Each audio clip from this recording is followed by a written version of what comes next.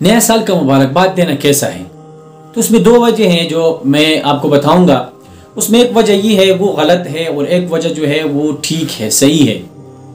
جو غلط ہے، صحیح نہیں ہے، وہ یہ ہے اگر کوئی کسی کو ٹیکسٹ میسج کرے یا آڈیو پیغام دے یا نیا سال مبارک ہو، ہیپی نیو ایئر، تو یہ ٹھیک نہیں ہے۔ اور دوسرا جو ٹھیک ہے وہ اگر کوئی واٹس ایپ کے ذریعے، ٹیکسٹ میسج کے ذریعے کسی کو یہ پیغام دے کہ اللہ یہ جو نیا سال آ رہا ہے یہ آپ کے لیے امن والا ہو، سلامتی والا ہو، کوئی دعا اس سے شیئر کرے، تو یہ ٹھیک ہے۔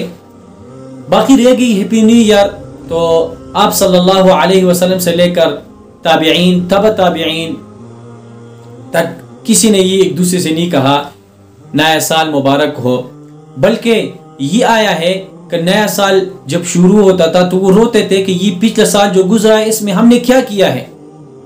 اور آج بھی ہم اپنے گریبانوں میں جھانک کے دیکھیں کہ یار یہ جو 2023 گزرا اس میں ہم نے کیا کیا، کیا کھویا، کیا پایا ہم نے، اپنے گریبانوں میں جھانک کے۔ اس کی مثال آپ کو دے رہا ہوں جو بہت ہی اچھا مثال ہے۔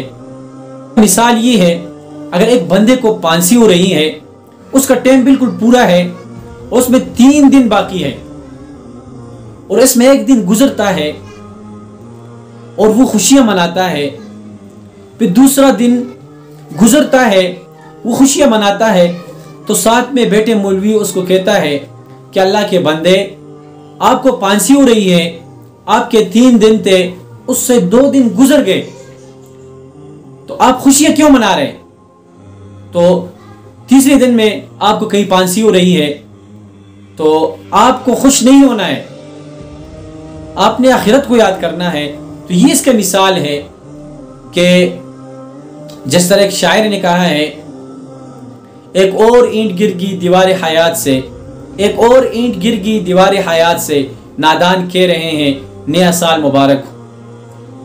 ہم اگر اپنے گریبان میں جان کے کہ ہم نے یار کیا کھویا، کیا پایا، ہم نے کیا کیا ہے۔ اگر کسی کی عمر اللہ تعالیٰ نے 30 سال لکھی ہے تو اس کا 1 سال کم ہوا، 29 رہ گیا۔ اگر کسی کی عمر جو ہے وہ 60-70 سال ہے تو اس سے 1 سال کم ہوا۔ یہ خوشی کا نہیں ہے، یہ غم کا ہے کہ ہم اپنے گریبانوں میں جھانک کے کہ بھائی ہم نے کیا کیا ہے۔ اس میں تو یہ ہے کہ انسان اگلے سال کے لیے دعا مانگے، اللہ تعالیٰ سے معافی مانگے، نوافل پڑھے، نفل پڑھے، اور اللہ تعالیٰ سے یہ دعا مانگے یا اللہ پچھلے سال جو کوتاہی ہم سے ہوئی ہے، ہم اس کوتاہی کو اگلے سال یہ کوتاہی نہیں دہرائیں گے، اور اگلے سال راہ راست پہ آئیں گے۔ تو ہمیں تو فکر کرنی چاہیے۔ اور اس کے برعکس اگر ہم دیکھیں نیا سال کے نام پر کتنا گناہ کیا جا رہا ہے بابا، عورتیں اور مرد سارے اکٹھے ہوتے ہیں اور شراب نوشی کرتے ہیں، فائرے ہوتے ہیں، اور بڑے بڑے محفل جو ہے وہ سجاتے ہیں، تو کیا یہ گناہ نہیں ہے؟ اور اس کا پیسہ اگر کسی غریب کو دیا جائے، اگر کسی بیوہ کو دیا جائے، اگر کسی یتیم کو دیا جائے، مدرسوں میں دیا جائے، بجائے اس کے کہ بڑے بڑے مارکیٹوں کو، بڑے بڑے پلازوں کو سجایا جا رہا ہے، اس پہ لکھتے ہیپی نیو ایئر، کچھ ٹائم کے لائٹیں بند کرتے ہیں، کچھ کے اسلام کا اس سے کوئی لینے دینے نہیں بابا۔ یہ آپ اسراف کر رہے ہیں، قیامت کے دن آپ سے پوچھ ہوگا اس کے بارے میں۔ اور یہ حدیث ہے آپ صلی اللہ علیہ وسلم کا، من تشبہ بقوم فہو منہم، جس قوم نے جس کے ساتھ مشابہت اختیار کی وہ ان میں سے ہوگا، قیامت کے دن انہی میں سے اٹھایا جائے گا۔ کیا آپ دیکھیں سب سے پہلے ہیپی نیو ایئر میں یہود آگے ہیں، ہندو آگے ہیں، سکھ آگے ہیں، جتنے کفار ہیں وہ ان چیزوں میں آگے ہیں، تو کیا ہم ان کے نقش قدم پہ نہیں چل رہے ہیں؟ جس دن یہود روزہ رکھتے تھے آپ صلی اللہ علیہ وسلم اس دن صحابہ کو منع کرتے کہ بھائی آپ نے اس دن روزہ نہیں رکھنا، اس دن یہود رکھ رہے ہیں۔ اللہ علیہ وسلم صحابہ کو منع کرتے کہ بھائی اس دن یہود روزہ رکھ رہے ہیں، آپ روزہ نہ رکھیں، کہیں آپ کا متشابہات ان کے ساتھ نہ ہو۔ تو اتنا گیپ رکھا ہے اسلام نے۔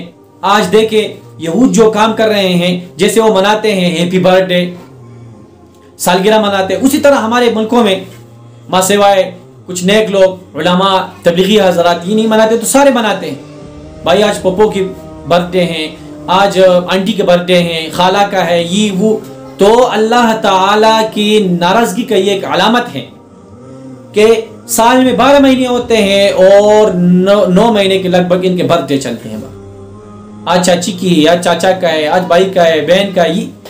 بھائی اسلام ان چیزوں کی اجازت نہیں دے رہے آپ لوگوں کو، اور یہ ایک اسراف ہے. اس کے قیامت کے دن آپ سے پوچھو گے